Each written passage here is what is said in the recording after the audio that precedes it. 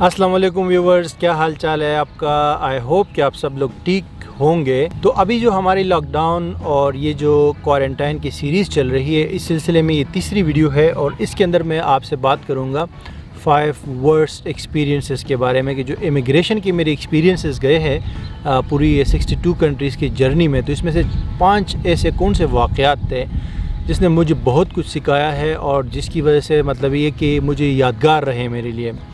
तो बेसिकली जब आप पाकिस्तानी पासपोर्ट पे ट्रैवलिंग करते हैं बाहर और रेगुलर ट्रैवलिंग करते हैं तो आपको इस तरह के मसाइल का सामना करना पड़ता है। ख़ास तौर पे जब आप वीज़ा वगैरह लेते हैं और वीज़ा के लिए अप्लाई करते हैं तो बहुत सारे आपको डॉक्यूमेंट्स देने पड़ते हैं और बहुत सारा आपको ख्वारी करनी पड़ती है, आपको साबित करना पड़ता है कि आप वापस आएंगे।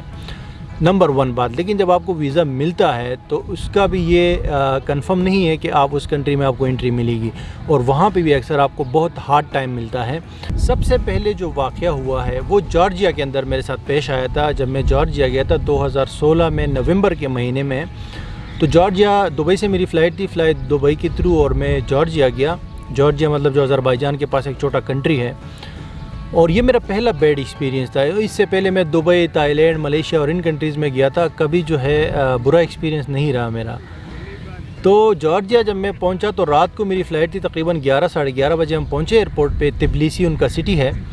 तो वहाँ जब मैं पहुंचा, अच्छा मैं वहाँ गया कैसे, मैं गया था यूएस वीज़ा के बेस पे, क्योंकि अगर आपके पास यूएसए का वीज़ा हो तो उसके ऊपर बग़ैर वीज़ा आप जा सकते हैं जॉर्जिया।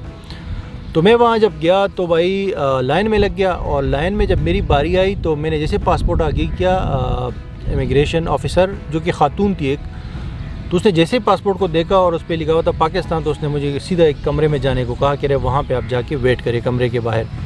तो वहाँ जाके मैं बैठ गया और वेट करता रहा। तकरीबन 40-50 मिनट गुजर गए, कोई नहीं आया।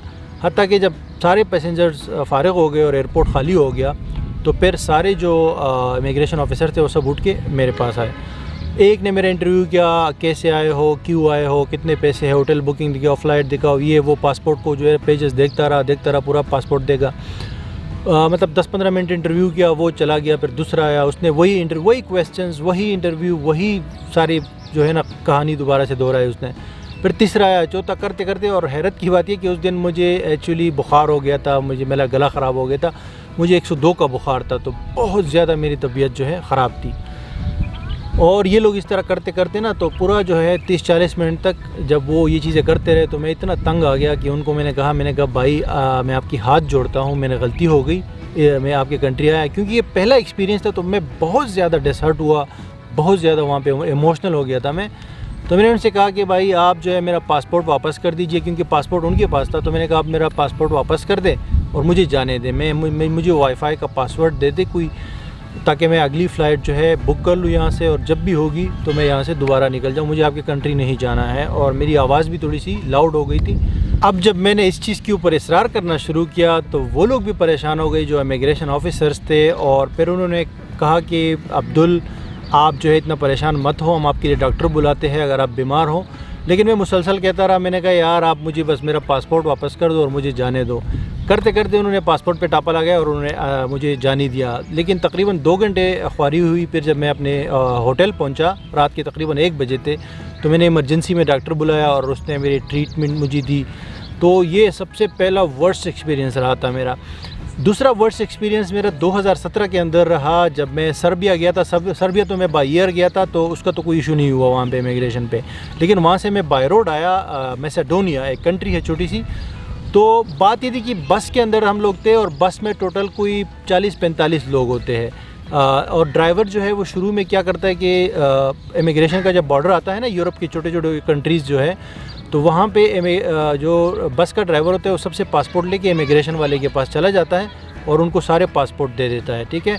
तो अब ये हुआ कि सारे पासपोर्ट लेकर गया, 5-10 मिनट के बाद आया, सारे स्टैंप हो गए थे, लेकिन मेरा नाम लिया इमिग्रेशन वाले ने, मतलब जो पुलिस वाला था वो आया था बस में और बस का ड्राइवर था। तो उन्होंने बोला अब्दुल वली, तो मैंने कहा हाथ उठाया, तो उसने कहा आप नीचे आ जाओ।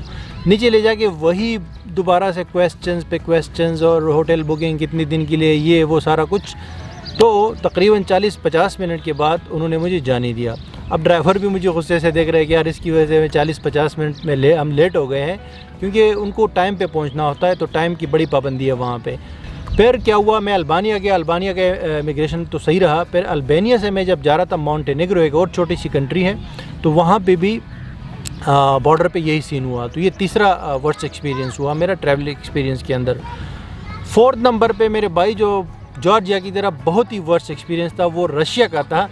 رشیا ہم ترکی سے گئے، ایک چھوٹی سی لو کاسٹ ایئر لائن تھی، اس کے اندر ہماری فلائٹ تھی. تو ہم لوگ ترکی سے گئے اور رشیا کے ایک ایئرپورٹ پہ ہم لوگ اترے. بہت چھوٹا ایئرپورٹ تھا، اس پہ صرف یہی فلائٹ تھی. رشیا کا جو ماسکو سٹی ہے اس میں 4 ایئرپورٹس ہیں اور یہ سب سے چھوٹا ایئرپورٹ تھا. تو وہاں پہ مجھے اور میرے ساتھ ساتھ کچھ ترکی کے لوگوں کو اور کچھ آذربائیجان اور یہ تاجکستان وغیرہ چھوٹے چھوٹے جو کنٹریز تھے، ان سب کے لوگوں کو نا سائڈ پہ کر کے، اور وہ بس آپ سمجھو کہ ایک قسم سے ہمارے اوپر ٹریننگ کر رہے تھے. جو وہاں پہ امیگریشن والے تھے، ینگ لڑکے لڑکیاں تھیں، بار بار کوئی ایک روم میں لے کر جا رہے، کوئی دوسرے میں لے کر جا رہے. تو پورا 1.5-2 گھنٹے کے بعد ہمیں انہوں نے جانے دیا. یہ پچھلے 2018 کی میں بات کر رہا ہوں، جب ورلڈ کپ چل رہا تھا، ہم لوگ وہاں پہ گئے تھے. تو بہت وہاں پہ انہوں نے ہمیں خوار کرایا وہاں پہ رشیا کے اندر. تو یہ 4تھ سب سے ورسٹ ایکسپیرینس تھا. اور 5تھ ورسٹ ایکسپیرینس ہمارا پچھلے سال 2019 میں ہم لوگ گئے تھے مالدیو. اور حالانکہ مالدیو کا ویزا آن ارائیول ہے، کبھی ہم نے سوچا نہیں تھا کہ اتنا ہارڈ ٹائم وہاں پہ ہمیں ملے گا. لیکن وہاں بھی ہمیں ہارڈ ٹائم اس لیے ملا کیونکہ ہم لوگ وہاں زیادہ تر کپلز جاتے ہیں ہنی مون وغیرہ منانے کے لیے، فیملی وغیرہ جاتی ہے.